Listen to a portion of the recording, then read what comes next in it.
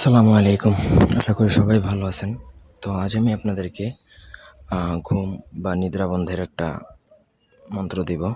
এটা এক প্রকার বান মন্ত্র, কারো ঘুমের উপর বান প্রয়োগ করা, যাতে সে ঘুমাতে না পারে, না ঘুমিয়ে কষ্ট পায়। এটা মূলত শত্রুর উপরই প্রয়োগ করা হয় বেসিক্যালি। আপনি আপনার শত্রুকে ঘুমের বান মেরে কষ্ট দিতে চান, শারীরিক কষ্ট দিতে চান, সেক্ষেত্রে এটা প্রয়োগ করতে পারেন।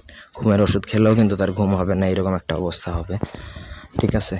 তো প্রথমত বলে রাখি, বানবিদ্যা আমি দেওয়ার শুরুতেই আমি একটা কৌশল দিই, সেটা হচ্ছে যে অন্যায়ভাবে প্রয়োগ করা সম্পূর্ণরূপে নিষেধ। তবে হ্যাঁ, শত্রু যদি আপনাকে এমন কোনো ক্ষতিগ্রস্ত করে থাকে, তখন আপনি চাইলে এটা প্রয়োগ করতে পারেন চাইলে।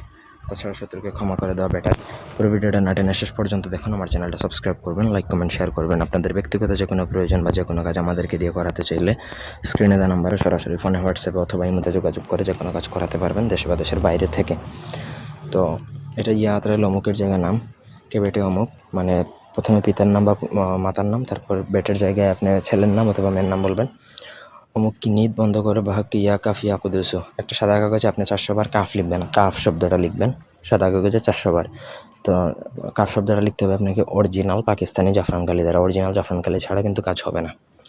লিখবেন, তারপর নিচে ওই মন্ত্রটা লিখবেন ওই জাফরান কালি দ্বারা। তারপর আবার 400 বার মন্ত্র পড়ে ওই কাফ লেখা কাগজের উপর ফু দিবেন।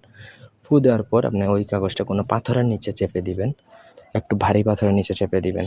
এতে করে যার নামটা লেখা থাকবে তার নিদ্রা বন্ধ হয়ে যাবে, তারপর ঘুমপানটা লেগে যাবে।